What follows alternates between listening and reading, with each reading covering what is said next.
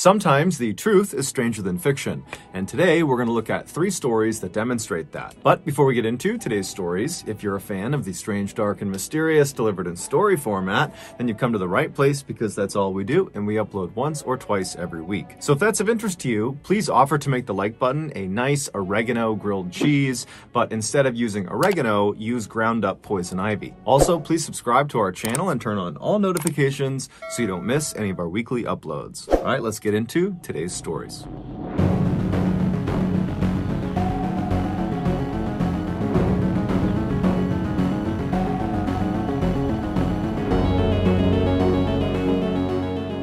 In the late 1800s, a deadly phenomenon was occurring in America. Fire departments were beginning to use these large safety nets that resembled these huge circular stretches of canvas to try to save people that were stuck in burning buildings. During a multi-story fire, these firefighters would show up and they would get out this big net and they would all take up positions around it, holding on to the edges, and then they would move it directly underneath one of the windows of the burning building, and then they would call out to the people inside to jump out of the window onto the net. And then when they jumped, the firefighters would make sure to maneuver the net to try to catch the person right in the middle, breaking their fall and saving their lives. However, the deadly phenomenon was that these people who were stuck in these buildings were more afraid to make the jump onto the net than they were of the fire. And so despite the firefighters' constant urges to please just jump, they would stay put and they would die in the fire. And so fire departments all over America were desperately trying to find ways to educate the American public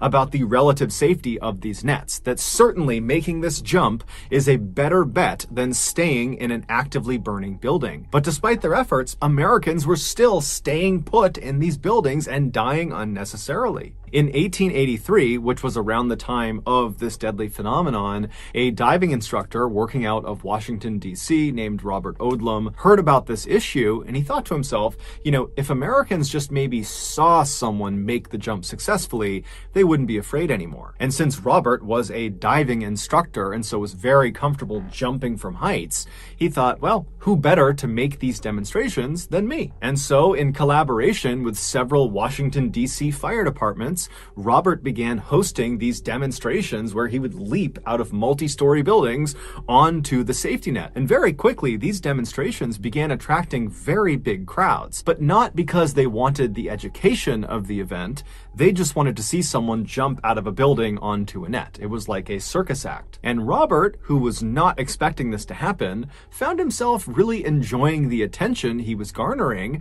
And so pretty quickly, he stopped doing demonstrations to show off fire net safety and instead began jumping off of huge bridges into bodies of water just because people thought it was awesome. He was becoming this celebrity in Washington, D.C. And soon, Robert began taking his show all over the country, basically touring to all these bridges all over America, and he would put out these flyers all over the city, encouraging people to show up to the bridge on the day of his jump, and then when he would get to the bridge, there'd be hundreds and hundreds of people cheering him on. But Robert's very unlikely and rapid rise to fame and fortune quickly spawned copycats. And in 1885, so 2 years after Robert had begun this jumping venture, his popularity was beginning to wane because he was no longer as unique. Before, it was really just him doing these jumps, and now he was kind of a commodity. And so feeling desperate to become relevant again, Robert thought to himself, I gotta do something that sets me apart from all the other bridge jumpers.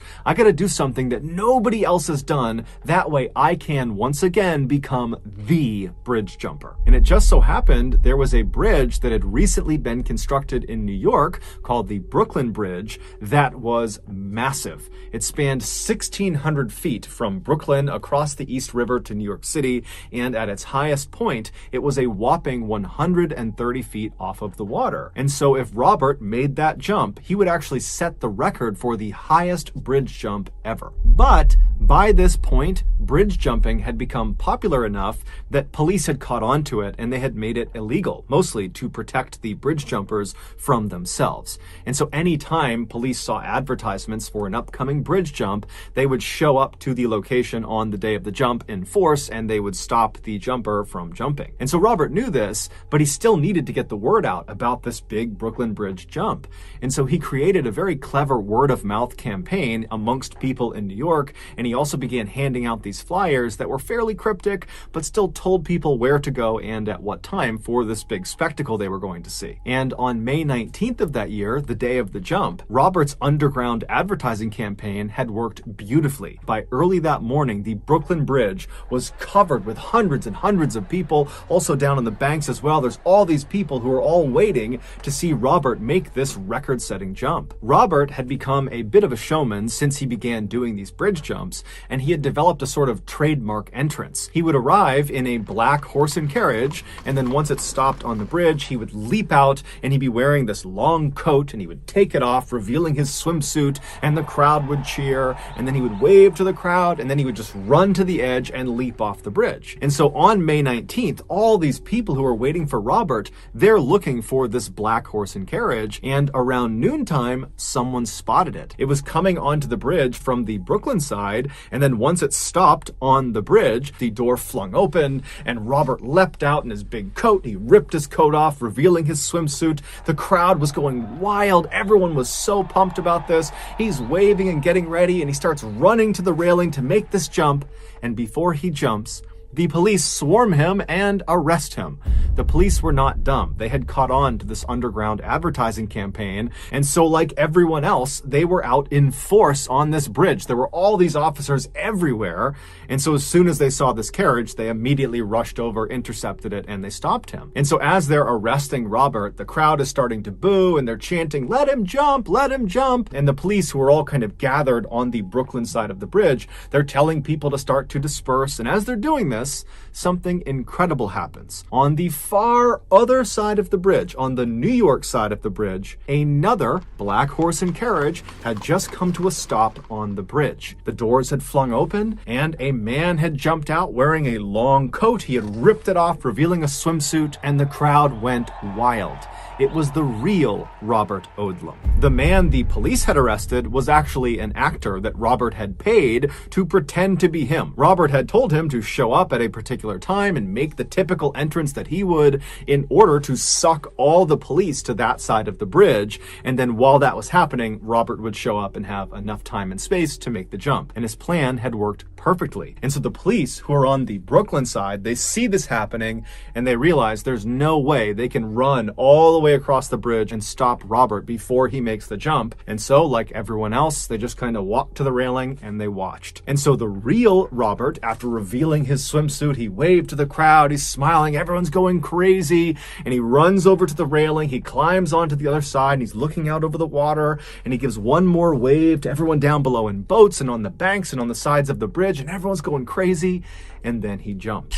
Onlookers would later say that at first his jump was perfect. As soon as he leapt off the bridge, like he always did, he put his right arm straight over his head and he tucked his left arm by his side. This allowed him to stay in an upright vertical position as he fell. But just a second into his fall, a strong gust of wind blew Robert off his axis, and suddenly he was falling on his side. Now, it's important to understand, bridge jumpers, when they jump from really high heights, they need to land feet first in a vertical position. This allows their feet to, quote, break the surface tension of the water before the rest of their body comes crashing down. And if they do it that way, the water functions much like the firefighter's safety net. It will break the jumper's fall and save their life. But if the jumper lands at basically any other angle, the water tension will not break fast enough before the rest of their body hits the surface of the water. And so the water, instead of functioning like a net that will save them, will actually function like concrete. So after this gust of wind had blown Robert onto his side,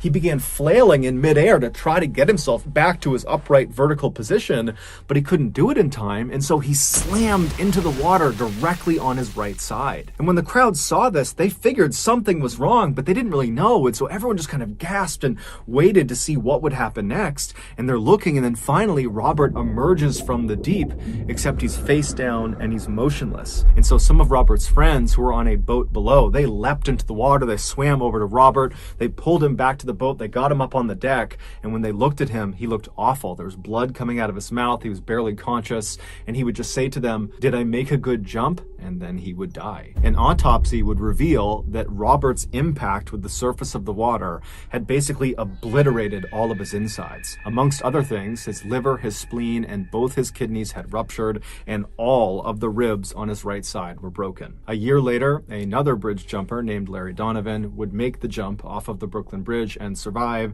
setting the record for the highest bridge jump at the time. In 1978, 49-year-old Georgy Markov, who was originally from Bulgaria, was living in London and working as a reporter for the British Broadcasting Company, or BBC for short. Georgy had moved to London 6 years earlier, and in the early days of him being in the UK, he would always take a cab or a bus to work. But over the last couple of years, he had taken to walking to work. Not only was it great exercise, but he also just loved the scenery. In particular, he liked on his commute to stop on the Waterloo Bridge, this very famous bridge in London, where from that position, he had a beautiful view of the Westminster Palace on one side, and he had the iconic London Eye on the other, which is a very famous Ferris wheel. So on the morning of September 7th of that year, Georgy got up and he left his flat, and he began his typical commute into work. However, by the time he reached the Waterloo Bridge and was getting ready to take in the sights, it had started to rain, and Georgy did not have an umbrella.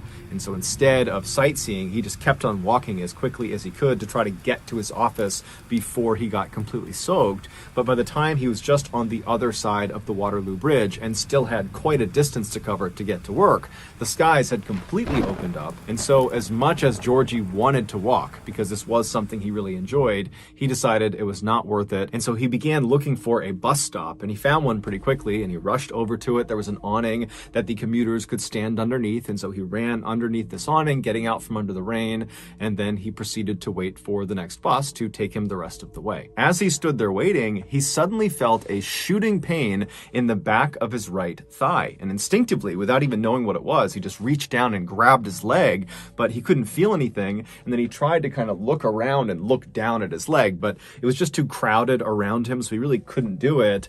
And so he's standing there puzzled, still grabbing at his leg, wondering what could have caused this pain.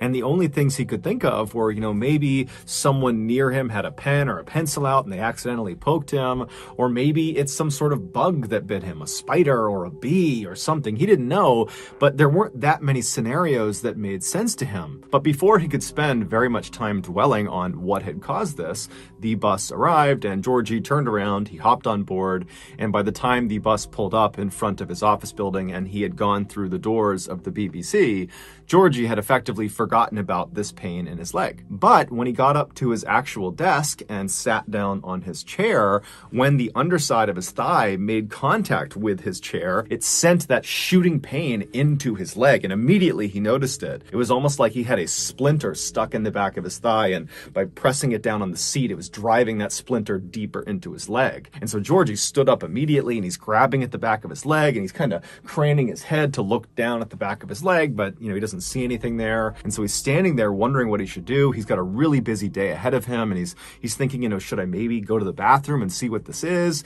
But then he tells himself, you're overthinking it. This has got to be something minor. I need to get to work. And so he sat back down in his chair, being very careful with his right leg when he placed it down so as not to press too hard on the spot that hurt. And then he just got to work. And over the course of several hours, even though he knew there was kind of a dull, aching pain in the back of his leg, he mostly forgot about it. He was just doing his job. But by the second half of the day, in the early afternoon, the pain in his leg had become so excruciating that Georgie was literally gritting his teeth and sweating profusely in order to try to ignore the pain. But at some point, it just became too much. He couldn't focus on work, and so he stood up, he left his desk, and he walked down the hall, and he went into the single-stall bathroom. And once he went inside and he shut the door behind him, he pulled his pants down and turned around and looked in the mirror to use the reflection to look at the back of his leg. And right away, there was a little bit of a relief there, because what he saw was a little bit of redness, a little bit of swelling, but nothing significant. It looked very much like someone must have hit him with a pencil by accident, or maybe it was a bee sting or a spider bite or something, but whatever it was definitely minor, at least in Georgie's mind. And so he pulls his pants back up, he tucks his shirt back in, he leaves the bathroom and goes back to his desk. And then he sits down, and despite this intense pain in his leg, he's convinced himself it's no big deal, and so he just kind of grits his way through the rest of his workday. When he finally got home again and walked through the door, Georgie's wife looked at him and was like, "What's wrong with you?" He was so pale, he was sweating profusely, he looked awful. And so he told her about what had happened with his leg, and he was still trying to kind of write it off. But she told him, "Georgie, you are sick, there's something wrong, we have to go to the hospital right now." And so at this point, Georgie was miserable, and so he agreed to go. And so the pair, they made their way over to the emergency room at the hospital. They go inside, and a doctor pulled Georgie into an exam room and said, "Okay, tell me what's going on. Why are you here?" And Georgie would explain how in his morning commute, he had stopped at this bus stop and then felt this shooting pain. And then he told the doctor, "I'm pretty convinced this is someone who might have accidentally jabbed me with a pen or a pencil, or it's a bug bite, a spider bite. I don't know what it is, but I'm convinced it's something minor." And so the doctor, he hears this, and he asks Georgie to stand up, pull his pants down so the doctor can get a look at the site. And so Georgie does. He gets up, he drops his pants, and then as the doctor bends down and begins looking at the back of his thigh, Georgie kind of turns around and looks down, and he's shocked at what he sees. Even though he does not have a full view of the back of his leg, it's obvious that the swelling and redness on the back of his leg has grown exponentially. It looks totally horrible. And so after a couple of minutes of the doctor looking at the back of his leg, the doctor stands up and looks puzzled and tells Georgie, "Hold on a minute, I need somebody else to get a look at this." And so the doctor goes out into the main hall, he comes back with another doctor, and that doctor comes over, he bends down, and he looks at the back of Georgie's leg as well. And after the two of them kind of talk to each other and they're looking at the back of his leg, they stand up and they walk around and they're facing Georgie now, and they say, "Okay, this is going to sound totally weird, but when you were at the bus stop, before you felt the pain in your leg, was anyone around you holding a snake or a reptile?" I know that sounds crazy, but the mark on the back of your leg looks exactly like a venomous bite. So Georgie's like, "No, I didn't see anyone with snakes or reptiles. There was nothing out of the ordinary about what was happening around me when I felt this pain in my leg. We were all just standing there, and then I felt it in my leg. That was it." And so the doctors would tell Georgie that, they didn't really know what was going on with his leg. And so the best thing to do here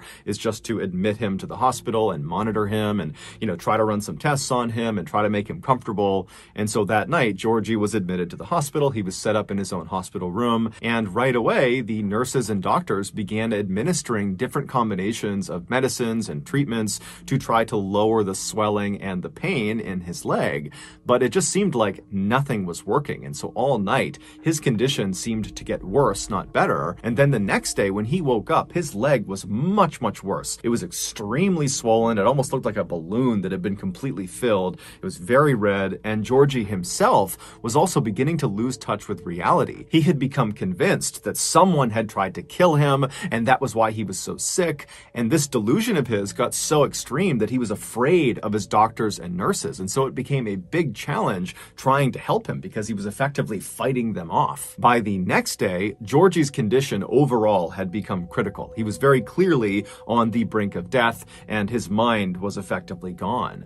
But the doctors and the nurses really had no idea what was going on with him, and so there was nothing they could do to help him. And then on the last day he was in the hospital, the third day, Georgie would die. His body just shut down. Given the strangeness of Georgie's death, his body was sent for an autopsy to try to figure out what had caused that leg pain, because that seemed to be the trigger that ultimately killed him. And sure enough, during the autopsy, the coroner made a surprising discovery. Buried in the back of his right leg, like right underneath the site that was where he felt the pain, was this little piece of metal. It was so small, the coroner actually almost didn't see it. But when he did see it, he put it under the microscope, and what he saw was this obviously man-made metallic disc that had these two small reservoirs drilled into it. And so they sent this disc off for further testing, and what they discovered was there was ricin residue inside of those two reservoirs. Ricin is an extremely powerful poison. It is more lethal than cyanide, and it has no antidote. And the symptoms of ricin poisoning often look like the symptoms of other diseases or illnesses, and so it's very difficult to diagnose. And so as a result of these factors, ricin is a very popular poison for assassinations. And the belief is that that is exactly what happened to Georgie. He was assassinated. But to this day, we don't actually know who assassinated him. However, the running theory is that Georgie, who was a reporter for the BBC, he covered politics, and he often spoke very critically about the Soviet Union. And so this theory goes that the Soviet Union's intelligence agency, known as the KGB, they assassinated Georgie for what he was writing about. Adding credence to this theory, a former KGB officer named Oleg Kalugin, who was exiled to the United States in 1991, he claimed that he oversaw the assassination program that targeted Georgy Markov. He said what they did is they put this little tiny disc, that metal disc with the ricin inside of it, they put that at the tip of an umbrella, and they made sure the disc itself was fairly sharp. And then the KGB assassin with this umbrella simply followed Georgie on his typical morning commute, and then when he stopped at that bus stop, the assassin jabbed him in the back of the leg and then faded into the crowd. According to Oleg, those little metallic discs that had the ricin inside of them, they were actually covered with a thin layer of wax, and only when this disc had been placed inside of the target's body would their body heat melt that wax layer off, exposing the poison, and then their target would die several days later, as Georgie did. However, Oleg's story, despite being as compelling as it was, didn't have any hard proof to back it up. And so to this day, there has been no one officially charged with Georgy Markov's murder.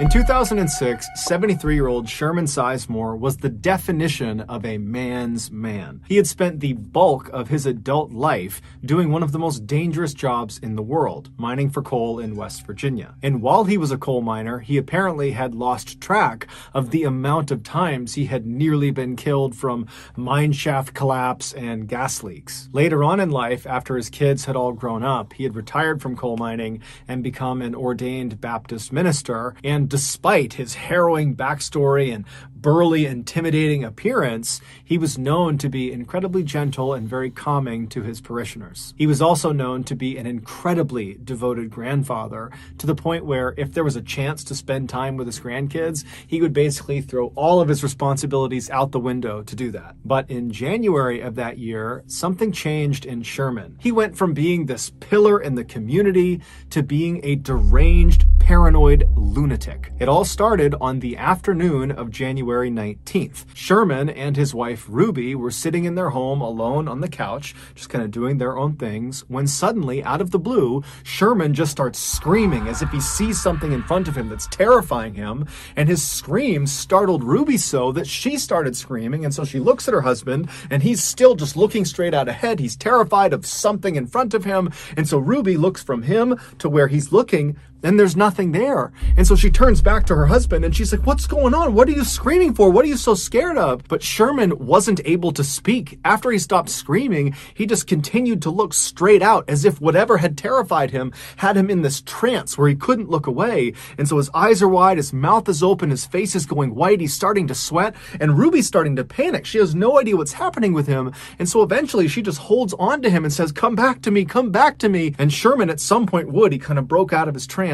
And he looked at his wife and he just says, "You can't leave me or they'll kill me." Ruby has never seen behavior like this in her husband ever. This is a completely different person she's interacting with, and so she has no idea what to do. And so instead, she just kind of holds on to Sherman and prays that he doesn't start acting like that again. But that didn't happen. All day long, periodically, he would just start screaming about something that Ruby couldn't see. Now, Ruby did consider calling 911 and getting medics out there, but his behavior was so unusual, and he was normally such a rock who was so competent, who was so healthy, that she didn't want to. She felt like he would just kind of get through this, that if they can just get through today and get into tomorrow, that he would be better. And so she just all day was comforting him and just dealing with these episodes. And then finally they got into bed that night, and Ruby's thinking, thank goodness, we're going to wake up tomorrow and things will be better. But when she woke up the next morning, it was very obvious Sherman had not slept at all. He was looking straight up at the ceiling. He looked worse than the day before. It was obvious that he was not back to normal. And so Ruby called the rest of the family and had them come over to figure out what they were going to do. But when Sherman found out his family was coming to his house, he told Ruby they can't come inside. He was afraid they and others were conspiring to bury him alive. The only person he could be around was Ruby, and his whole family had no idea what to do. Little did they know there was actually a very specific reason he was acting the way he was. A few months before January 19th, which was the day Sherman turned into this different person, a few months earlier, he began complaining of severe abdominal pains. And so he and his wife Ruby and his daughter, they went to the hospital, and the doctor, after examining him and running some tests, determined that most likely his pain was coming from his gallbladder. But the only way to be sure would be to do some exploratory surgery and literally look inside of Sherman's gut and look at his gallbladder and see if that was the problem. And so the doctor asked Sherman, are you prepared to do an exploratory surgery, or would you like to just kind of wait it out and see what happens with this pain? And so Sherman talked it over with his wife and his family, and they made the decision that the pain was just too much, and so they would go forward with the surgery. And so on the morning of January 19th, so again, this is the day that Sherman basically loses his mind, he goes into the hospital completely normal. He goes in with his wife, he goes in with his daughter, and he makes his way over to the surgery wing of the hospital. He says bye to his family, and he's put on a stretcher bed, and he's wheeled in and prepped for surgery, and then brought into the operating room. And while he was in the operating room, laying on his stretcher bed, flat on his back, looking straight up at all these bright lights above him, he just struck up some chit-chat with the nurses and doctors who were in the room prepping the room for surgery, and they were also putting the IV into his arm. Then at some point, one of the nurses lowered the oxygen mask onto Sherman's face so the anesthesiologist could administer the 2-drug cocktail that would knock him out for the surgery. Sherman was scheduled to get something known as general anesthesia for this operation, where basically he would be completely out, he wouldn't feel anything, they'd do the surgery, and then he would wake up in recovery. And so once this mask was on Sherman's face, the anesthesiologist began pumping him full of the drugs that would make him be knocked out for the surgery. However, the anesthesiologist only administered one of the 2 drugs necessary for general anesthesia. He administered the paralyzing drug, but he did not administer the actual anesthetic that would knock him out, and most importantly, would get rid of all of his pain. And so as this mask is on his face and Sherman believes he's being given the proper dosage of drugs, the nurse who was nearby told Sherman to go ahead and start counting backwards in his head from 10, knowing full well that Sherman would pass out before he reached 0. And Sherman knew this too. He had been in surgery before, and so he happily began counting in his head. 10, 9, 8, he started to feel something. 7, 6, 5, 4, 3, 2, 1. Boom, he was out. Except he wasn't. When he reached 0 in his head, counting down, he realized he had not passed out. He began taking mental stock of what was going on, and he realized he could completely feel his body, but when he tried to move his body, he couldn't. He was completely paralyzed. When he tried to make a sound, he couldn't, because his vocal cords were also paralyzed. The only thing he could move were his eyes. He could move them left and right.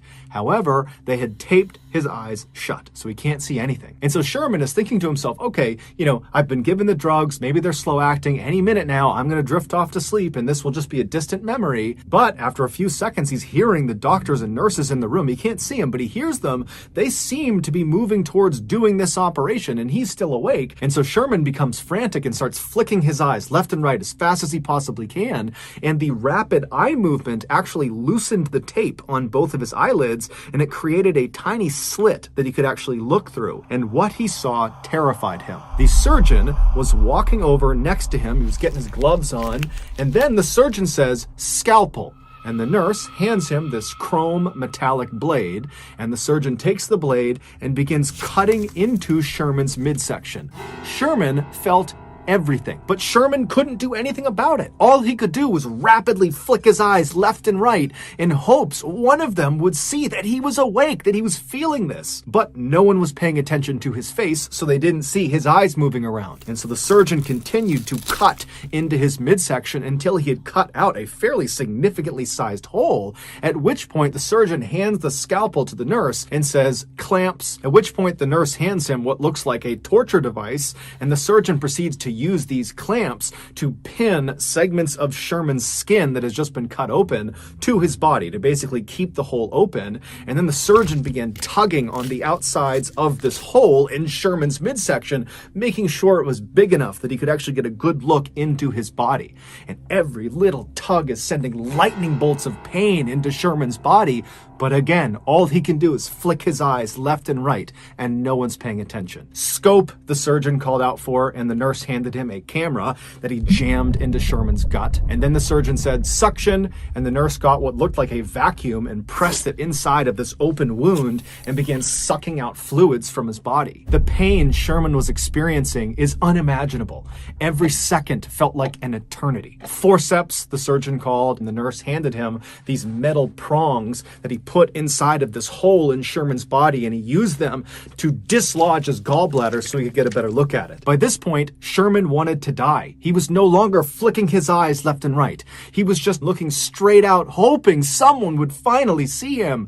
And someone did. One of the nurses standing next to the surgeon looked up at Sherman's face and saw Sherman looking back, terrified at the nurse, at which point the nurse yelled out, "Stop, he's awake, he's awake!" And the surgeon practically faints, and he looks over at the anesthesiologist and he calls him, "Get over here and fix this." And so the anesthesiologist comes running over from the side of the room. He gets up next to Sherman and begins pumping him full of painkillers. And as he's doing this, he has this moment of clarity. He remembers he didn't give him the anesthetic. And so as these new painkillers that have just been introduced begin to take their effect, Sherman's eyes go from being terrified to glazed over, and he does pass off to sleep. And so now he's out and he can't feel anything. But now the anesthesiologist and the medical team realize they have a very big problem. This patient just experienced 16 minutes of surgery and felt all of it. And at the end of it, when he wakes up, he's going to remember it, and he's probably going to file a lawsuit against the hospital. And so a decision was made. It's unclear if the anesthesiologist acted alone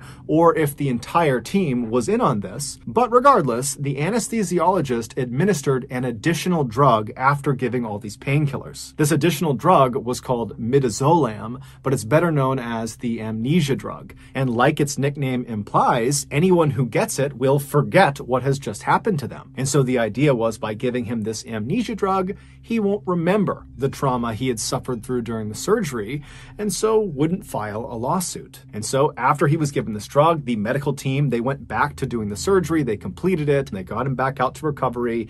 And then when Sherman woke up in recovery, he did not remember what had happened to him inside of the operating room, at least not consciously. Those horrible 16 minutes had been implanted on Sherman's subconscious. Basically, his body recognized that he had experienced extreme trauma. However, the amnesia drug wiped away the memory of how he received that trauma. So there's this big disconnect in his memory. And so when Sherman came to in the recovery room, he immediately sensed something was horribly, horribly wrong. He was scared, he was anxious, he had this incredible sense of dread, but he had no memory to tie these feelings to. And so as Sherman is sitting in recovery, he must have tried to kind of hide the way he was feeling because he didn't even remotely understand it. He had been completely happy and normal going into the surgery, and now a couple of hours later, he's a complete mess. And so he leaves the hospital that day on January 19th.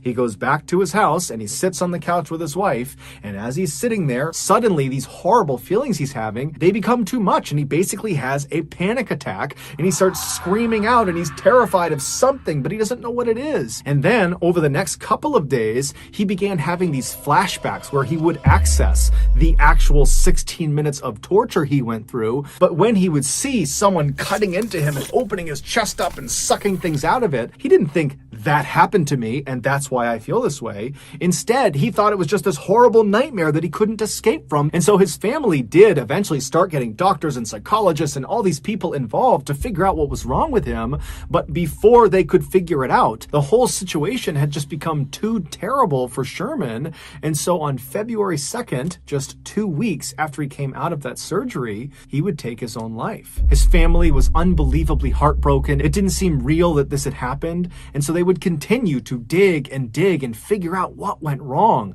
And they would finally get their hands on the medical report from the gallbladder exploratory surgery on January 19th. And after giving it to another doctor to look over, this doctor discovered that Sherman had in fact experienced 16 minutes of something known as anesthesia awareness, where you are awake or feel a portion of your surgery. And shockingly, this happens to 20,000 people a year. However, Sherman's case, forgetting the amnesia drug, just literally what he went through, 16 full minutes of this really intensive surgery that he felt, that is an absolute rarity. That does not happen very often. Sherman's family would go on to sue the hospital, and they would be awarded an undisclosed amount of money from the hospital in 2008.